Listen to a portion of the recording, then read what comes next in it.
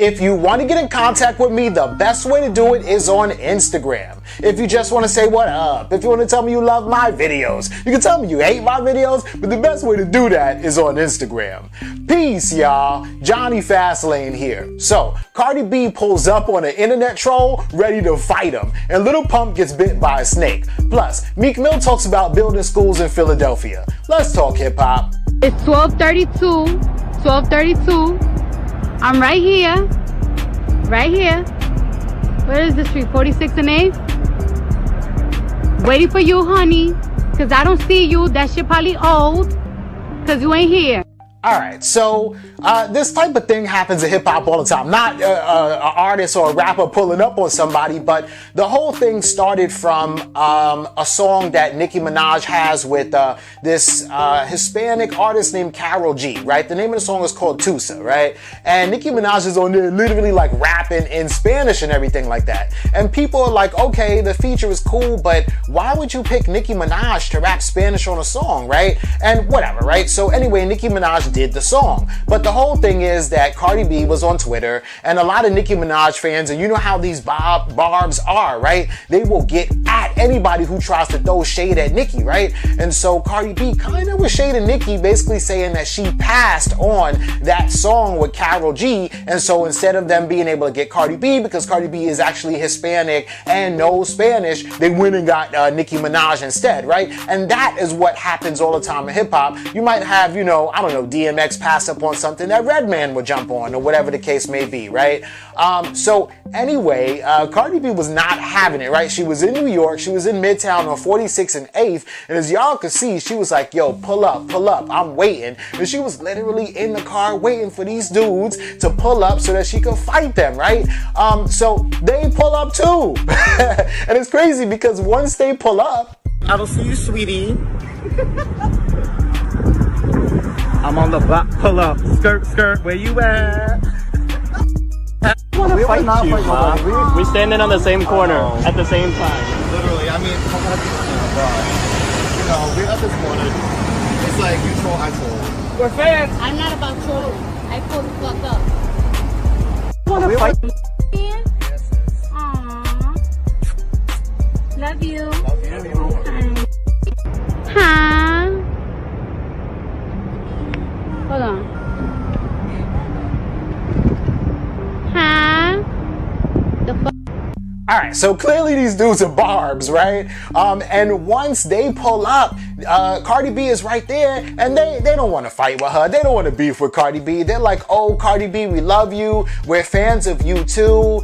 And you know, we were just trolling you since you wanted to troll Nicki. We were trolling you back, but we don't even want to bring it to that, right? I mean, as you can see, Cardi B was like, oh, okay, because I don't troll, I pull up, right? And gave that little like devilish smile, like, okay, nigga, right? She didn't have no makeup on, nothing, right? It was crazy. But yo, good thing that she didn't get into a fight with two of these dudes, because, well, good thing she didn't get into a fight with two dudes, right? Of course she had security, she wasn't by herself, but it would have just been like a whole mess, right? But yo, let me know what y'all think about this. Is she right for pulling up on these dudes, or should she have just like ignored them and went on about her day? Come on here, bro. That nigga bit the fuck out of me, cuz. Yo, I just got bit by a snake, nigga. I got bit by a snake. Hey.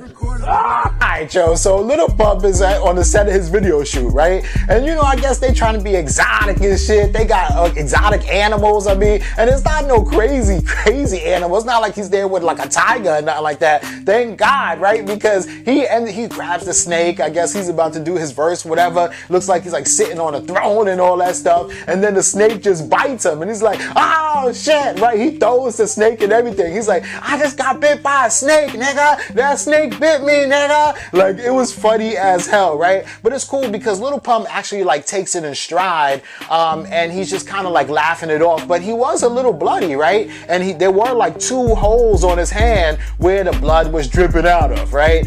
So anyway, he actually was a good sport about this. He posted this video up on his Instagram himself, right? And then he puts the caption on it and says, as, I just got bit by a snake. What the fuck? I can't win no snakes. I hope I don't die, right? Of course he ain't gonna die. Of course the snake is not poisonous. And if he's on Instagram posting this and typing, then obviously he didn't die. You ain't die, nigga. So, you know, he was good, right? But the whole situation was funny, man. And Lil Pump is a fool, yo. Let me know what y'all think about this in the comments.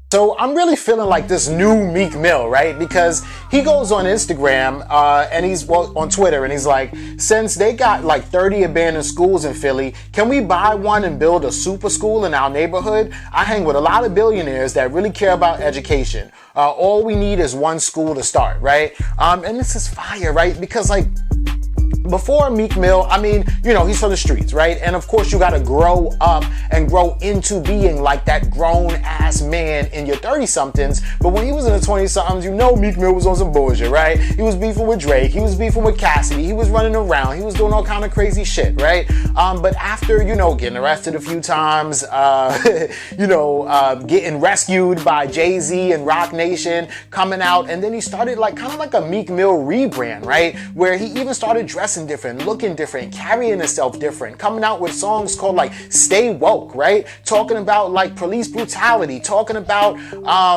men who are being incarcerated unfairly, talking about, you know, his own judge who was being like biased against him during his sentence and his whole trial and his whole thing with the courts in Philadelphia, right?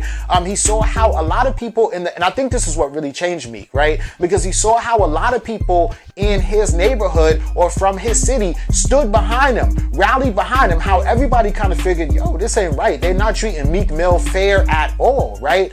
So then I think that Meek Mill, just like 21 Savage, kind of feels like now they have a responsibility to give back and support those people who supported them, right? When Meek was locked up in county jail, there was like hundreds of people outside of the jail, in the streets, protesting, playing Meek Mill's music, rapping the intro. You know, I used to pray for time like this to rhyme like this. You know what I'm saying? Like, man, we're locked up, you know, and everything. So Meek Mill felt that love from them, and I think that he just feels like in his heart, in his chest, in his soul, that he needs to now reciprocate that love and give that love back, right? And this is cool, man, because the new Meek Mill, he looking around in his hood, he looking around in his city, right? And he's like, yo, man, there is 30 abandoned schools in this city right here. Can we just buy one, you know? I mean, Meek is a millionaire, a multi-millionaire, right? He's like, yo, I hang out with mad billionaires that really care about education, right? He's talking about your Robert Kraft, of course. He's talking about your Jay-Z's, of course, right? He's talking about a nigga that'll send you a Rolex as a VIP pass, okay?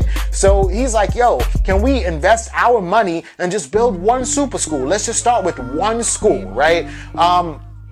This is fire, man. I think that this is absolutely the way to go, right? Teach the kids, you know, from our own to our own, right? Teach them the right way. Give them the right curriculum. Don't poison them with this Christopher Columbus shit. You know what I'm saying? Like, let's talk to them on some real shit. You know what I mean? And control our own future, basically, right? So even though this is a little tweet that, you know, Meek Mill put out and it was just like him thinking off the top of the head, it is really deep and really heavy, and Meek Mill is absolutely like on the right path, you feel me?